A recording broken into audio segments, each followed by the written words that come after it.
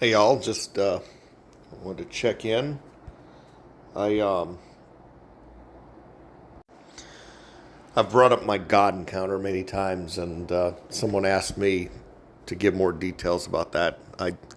I know I've shared the experience over the years a number of times. I don't know if that original video got wiped. I know there's some videos in Odyssey, and I went back and looked at it and saw, man, I was pretty yeah, I was pretty over the top. Like, but the God encounter occurred September 23rd, 2016, and this is what I'm calling in the game of life, Soul Forger game.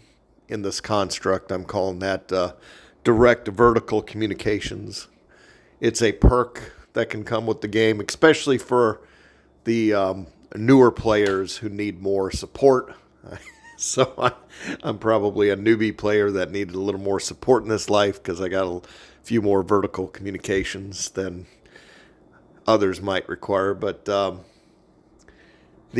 God encounter happened at a point in my life where I needed a reset. Something from outside had to intervene because I was just effing the whole thing up. Like, the whole experience was going downhill. I was at such of a point of low emotional despair. I just did not want to do this anymore. It was just too much. Now, I'm not like saying I was going to off myself. I'm just saying I was just so ready for this whole construct experience to be done. And at the time, I wasn't looking at it like a construct. I was just looking at it as just my life sucks. Everything just was a disappointment. Everything was just at the low end. Everything was a disaster. Relationships, job, pointlessness, always trying to get ahead and never getting anywhere. It just felt like a losing battle, like I was trapped. I was in a rut, and I was just tired, very, very tired. So it was on that fateful evening that I said, of all things, I said a prayer. It's emotional, and I said the Lord's Prayer of all things. The big Mandela Effect prayer. Well, yep, I said it the way it was supposed to be, not the way it is in this reality. And I pray, and as I prayed it, actually, I should go back a minute. Before I prayed that, so first, I had this prayer up above just to say how tired I was, and I just wasn't able to keep this. I just wasn't able to keep my presence in this place. So that was my first prayer, was for release. Let me out of this thing. I'm done. I can't continue. And then I dozed off, and I woke up hours later, felt led to get on my knees and pray the Lord's Prayer. So that was kind of how that happened. So I often relate this experience as having a near-death experience, even though it wasn't exactly a near-death experience. I didn't have a out-of-body experience. But when I started that prayer, this presence overcame me.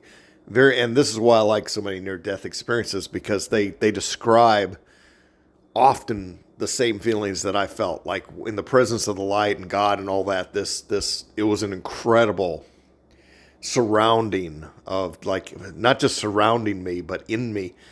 And it was like a thick, it was like thick, like something that has substance, but it was this sensation of tremendous love and acceptance. Tremendous. I mean, you just felt, it was like nothing I'd ever felt. It was a euphoria like I've never felt. The presence of goodness, too. I mean, it's wrapped up not just with love and acceptance. It's hard to put into words. Everybody says you can't put into words, and it's true. It was just goodness and loving acceptance, and full acceptance of who I was and what I was, and a oneness and a rightness and a unity, and all of that wrapped into one. It was just incredible. It was like no drug. Everybody says, well, what kind of drugs were you on? I was like, no drug. It just was incredible. I mean, you felt that you felt like you were glowing, you know. And that was the way I left it. I felt like I was glowing. It was just so powerful. It was so energizing. It recharged every fiber, every molecule of my being was recharged. And I felt that rightness there. It's hard to say. It just everything felt right. And anything that I thought about, I just seemed to have the answer to it. It was like an all-knowing moment where you just felt like everything made sense, everything felt connected, everything just was right. And I understood how powerful of a force love really is. So that was my God encounter. And then I was very like accepting of everything at that point. All the worries of life, all of the dramas, all of the fears, all of that just fell into a comfortable contentment and acceptance. And I was detached from worry, and I was detached from all the concerns, and everything was just so like I bubbled up to the top where none of this really bothered me. It was a great feeling. I felt the joy of little connections and little moments between people. And I was on this high. I rode that high for a while. And I just felt the vertical communications with the source, with God, with that guide, with that spiritual source from outside this place. I felt that connection was lingering with me, like it was just right there. And I realized in that communication, as I was having that two-way conversation, that source has always been there. It's always been, even though I haven't felt it always, even though I wasn't aware of its presence, even though I didn't feel the support, I understood that I've always had it, that I've never been truly alone. It's always been there, even though there's this veil of this cloaked amnesia of what's really going on outside this reality. I understood that I was always supported. I was never alone, and I've always had exactly what I need. And this fear that I had of losing things, and this fear of holding on, and this fear of trying to survive, and this struggle, it was all just one big illusion.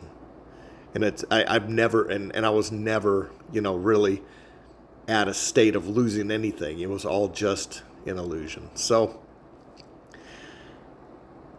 about 5 days later, I was still feeling that connection, like that two-way communication still felt pretty strong. And I felt led, what is it that you'd like to have? And I just said, I'd like to know something about reality that you think I should know. That was it. It was a simple vertical communication back and forth. I just asked for that. Within 3 hours of that little communication, that's when the Mandela Effect descended. That's when I was beginning to get, that's when I first was shown this. It's not like, I didn't like jump on the internet, start searching for meaning in life or nothing like that. It just happened very naturally. I was led to it, and then from there, it was like one thing after another daily, just blowing my mind, experiencing reality change right before my eyes, understanding that this place is truly a construct. And once that understanding fully hit me, actually, I think it's taken about this long. It's taken about 9 years for it to really fully sink in that what we're in isn't exactly real. So there's no point in getting so wrapped up into it. It's a game, and just being able to have that knowing that none of this is the true reality. It's a great knowing to have. So that pretty much sums up the God encounter. I finally had this knowing. I no longer had faith. Faith no more. It was not about faith. I knew. I knew after the God encounter and all of the reality switching around me, I understood how this place just is not to be taken as seriously as I was taking it, and not to fall into a mindset that's just super depressed, because it truly gave me a restart on life, like completely recharged me and gave me exactly what I needed. Anyway, these images are from a movie from 2007 with Sandra Bullock called Premonition. You can tell it's in the hotel room. I was up there in Wisconsin and just caught this movie. Just some scenes I thought were interesting. It says some people thought they suffered from what the ancients called. Oops, I lost it. Anyway, I'm sure it's in here somewhere. Who are these people? Why did it happen? You see, history is full of unexplained phenomenon. Nobody knows why. The ancients called it, okay, blasphemere, absens, fides, okay, whatever that is. It means the dangers of the faithless. The faithless? It's the notion that nature abhors a vacuum, even a spiritual one. People who've lost their beliefs. They're like empty vessels, more susceptible to having their lives taken over by forces bigger than themselves. Almost like a curse. Or a miracle. That, for me, is what the Mandela Effect is. It's more of a miracle. And the forces bigger than myself is just the vertical communication that showed me all that is, and this reality being a construct. Every day we're alive can be a miracle. She says it doesn't feel that way. Not for me. Anyway, that was just some scenes from it. I just thought it was funny. I thought I'd tie that into a video just saying how reality itself does seem to have forces behind it, and there's definitely unexplained phenomena. I mean, we see it all the time. I just had a conversation with a guy. We were talking. First of all, we were talking about sports, and I was saying I don't really follow sports.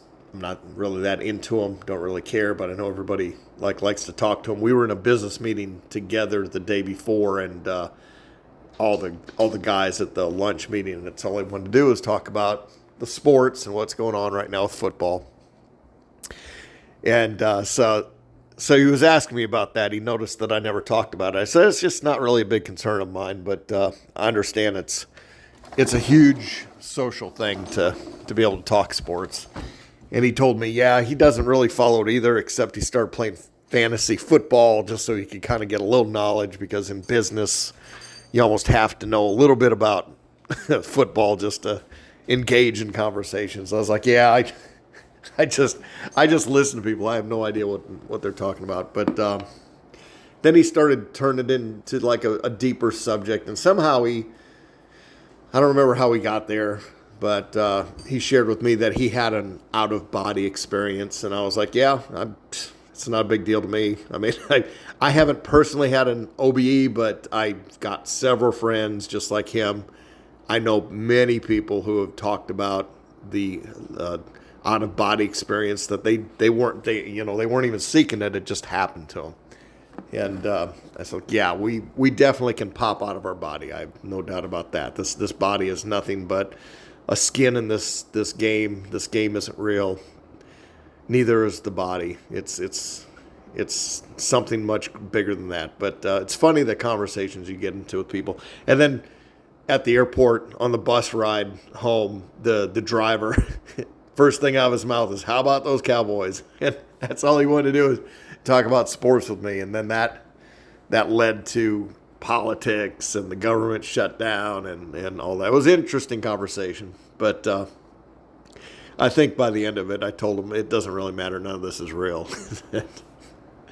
It's funny where conversations between people will lead you. But my God encounter was definitely the pivotal moment back in September 23, 2016. And everything's been just amazing ever since. I mean, still you got your ups and your downs, you got your traumas, you got your 2021 events, and it's easy to get sucked back into this reality because it's almost like it's by design. It's designed to keep you engaged, like a narcissistic girlfriend that demands your full attention all the time.